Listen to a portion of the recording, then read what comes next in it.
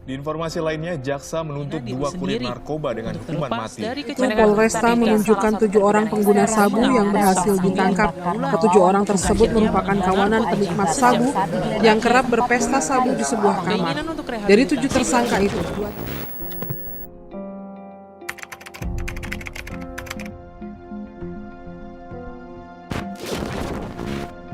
Sampai tahun 2018, terdapat 14.000 kasus pelaporan kasus narkotika dan lebih dari 20 juta barang bukti yang ditemukan di Indonesia. Hukuman demi hukuman terus diberikan kepada pengguna narkotika. Tak jarang mereka menerima penghakiman dari aparat, mulai dari tindakan kekerasan sampai ditembak mati di tempat. Akankah kita memberantas penyalahgunaan narkotika atau penggunanya? Konsep perang itu yang memang sudah gagal. Konsep perang terhadap narkotika yaitu kegagalan salah satunya di Amerika juga di zaman Presiden Nixon sampai sekarang itu udah gagal konsep perang terhadap narkotika. Begitu juga di Indonesia. Kenapa konsep kata perang terhadap narkotika itu gagal? Yang pertama karena siapa yang diperangi pertama? Itu. Terus pendekatan apa yang selama ini dilakukan oleh pemerintah terkait jargon perang terhadap narkotika? Kita tahu yang diperangi siapa, selama ini pendekatannya juga terkait narkotika itu hanya penangkapan, penggerebekan, bukan pendekatan-pendekatan yang memang secara kesehatan maupun secara sosial. Narkotika itu sebetulnya digunakan, jadi ada penggolongan nih sebenarnya. Penggolongan narkotika golongan 1, 2, dan 3. Nah, jadi kalau di golongan 1 itu narkotika hanya tidak bisa digunakan untuk pengobatan, tapi bisa digunakan untuk kemajuan ilmu pengetahuan dan teknologi. Nah, itu biasanya di golongan 2 dan di golongan 3 itu yang bisa digunakan untuk kesehatan. Ternyata kita tidak tahu kalau sudah kan jargon kita salah satunya adalah say no to drug, ya kan? Berarti kan udah anti narkotika. Padahal narkotika itu tersedia untuk pengobatan di rumah sakit, buat pengobatan tadi, pendekatan kesehatan. Nah, dalam arti ketika ada penyalahguna, berarti kan ada korban. Kenapa dibilang korban? Karena sistem negara kita belum bisa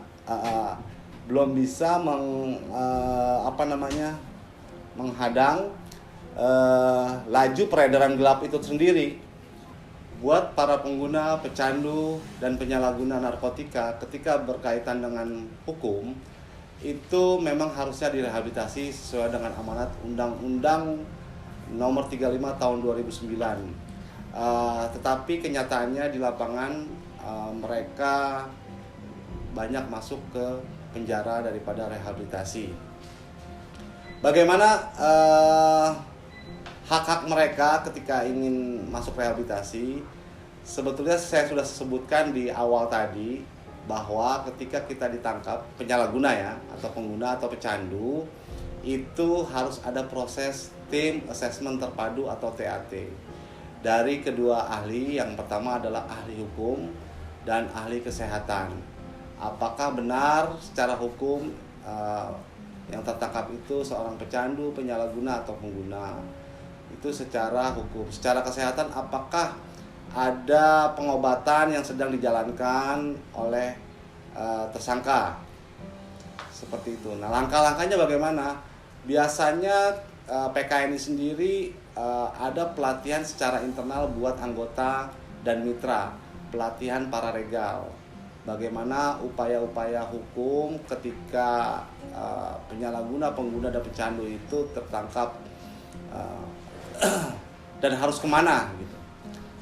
Yang pertama harus berhubungan dengan lembaga bantuan hukum atau organisasi bantuan hukum atau pro bono yang disediakan oleh negara. Itu biasanya ada di Polsek, di Polres maupun di Polda. Seperti itu. Kita lebih ke advokasi kebijakan narkotika. Salah satunya bahwa kita bagaimana undang-undang yang terkait undang-undang narkotik itu berjalan dengan baik di lapangan. bagaimana para pengguna yang harusnya itu direhabilitasi, karena kan mereka orang-orang sakit. Ini kebanyakan akhirnya banyak yang menjadi target-target penangkapan gitu. Orang udah sakit yang harusnya ditolong, ini malah masuk penjara, yang belum tentu di dalam penjara itu tahu sendiri kehidupannya secara real ya. Itu malah bisa jadi penjahat di sana, di dalam itu. Bukannya malah benar, malah bisa jadi bandar gitu di dalam itu. Kita tahulah, kita tidak tutup mata akan hal itu. Banyak oknum-oknum di dalam, bahkan bandar-bandar besar pun masih bermain gitu di dalam itu. Jadi PKNI itu kita secara organisasi di pusat itu biasanya akan advokasi ke aparat-aparat penegak hukum, contohnya ke kepolisian, ke kejaksaan, ke pengadilan, ke Badan Narkotika Nasional, terkait kebijakan-kebijakan yang tadi sudah melanggar. Jadi ada kriminalisasi. Salah satunya mungkin contoh ada ketika penangkapan, ya ketika diinterogasi dan lain-lain, itu biasanya ada pemukulan dari oknum-oknum.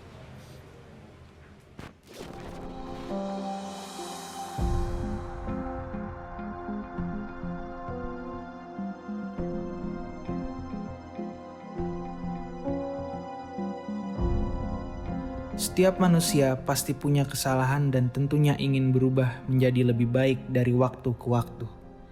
Begitupun dengan korban nafsa di Indonesia. Tentu hal itu terus didukung dengan fasilitas dan pengarahan yang baik.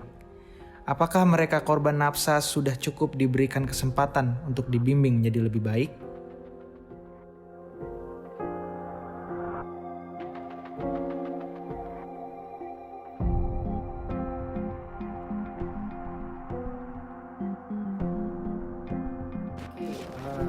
Perkenalkan, nama gue Jeki.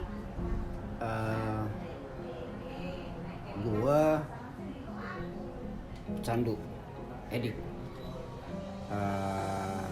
Pertama kali join di PKNI itu sekitar tahun berapa ya? Awal tahun 2000-an. Ikut ambil bagian bersama teman-teman yang lain untuk kita coba bikin sesuatu buat memperjuangkan hak-hak pengguna nafsa waktu itu, karena banyaknya tekanan yang diterima sama pengguna nafsa dari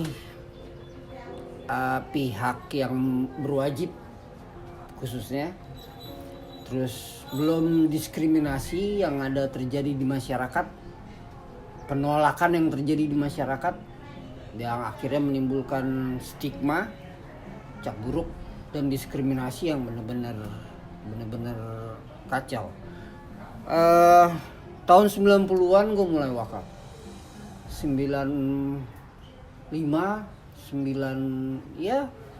96, 97, 98, 99 itu Jakarta, mau khususnya Jakarta Selatan ya. Gue tinggal di daerah Jakarta Selatan, dan itu pada waktu itu memang di tahun-tahun itu Jakarta Selatan itu dan sekitarnya dah itu memang marak sekali awal mulanya Putau. Lalu masuklah barang ini dan menjadi trending, dan bisa dibilang itu gila-gilaan pada waktu itu. Sekali keluar, sekalinya booming, itu booming, benar-benar booming. Semua anak muda, tapi kebanyakan orang-orang muda, anak-anak Jakarta maupun daerah pada waktu itu banyak terlibat dengan drugs, khususnya Putau. Ketangkap dalam kasus narkoba. Pernah, tapi itu sekitar tahun 97 antara 97 98. Gue dari Jakarta Selatan, tinggal di Pancoran, Tapi ada rumah juga di daerah Jakarta Timur. Di situ bisa dibilang satu kompleks, semuanya anak-anak mudanya rata. Lagi wakaf selesai pakau lagi duduk lagi nikmatin, tatonya digerebek sama orang-orang situ, security di situ, satpam di situ, dan orang tua yang memang resah anak-anaknya yang jadi jangki yang pakai putau. Berurusan dengan polisi, kita ada ketangkap sekitar 7 orang. Bersyukurnya masih bisa 86. Tapi pada waktu itu lumayan juga. 86-nya bisa dibilang kita bayar satu orang 2-3 jutaan. Kali 7 orang. 20 hari kita di dalam situ. Nunggu berapa hari lagi berkas naik, masuk. Tapi ternyata masih bisa lah untuk negosiasi sama mereka, sama pihak yang berwajib, dan bisa keluar bebas. Dan tahun 99 akhir itu gue udah fucked up banget kehidupan gue. Berhenti tapi balik lagi, berhenti balik lagi, kembali lagi. Kalau urusan berobat sama dokter, bolak-balik bro kita ke dokter. Pada zaman itu paling sedikit itu 500.700.000 obatnya. Detox, hanya untuk detox, untuk ngilangin sakaunya, untuk ngilangin sakitnya, tapi tidak menyembuhkan apa yang sebenarnya jadi inti problemnya, ya kan, di hati, di pikirannya, di pemulihan kehidupannya khususnya juga dengan masyarakat, dengan keluarga, yang paling utama dengan keluarga. Membangun kepercayaan dengan keluarga itu nggak gampang pada saat-saat itu. Tahun 2000 bersyukur gue ada kawan gue yang dulu sama-sama kita pakai tahun awal 90-an. Dia nggak terlalu nyebur banget ya di putau untuk jarum suntik, enggak. Dia coba ajak gue untuk berhenti, untuk clean. So jadi gue bilang,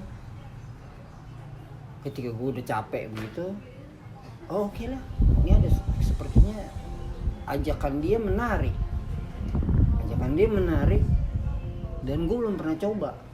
Pada waktu itu ya, zaman itu detoksifikasi ke dokter itu harganya gila, apalagi rehab, ya kan. Hanya orang-orang yang punya uang, yang banyak duitnya, yang bisa masuk panti rehabilitasi. Belum ada itu program namanya pemulihan adiksi berbasiskan masyarakat, itu belum ada.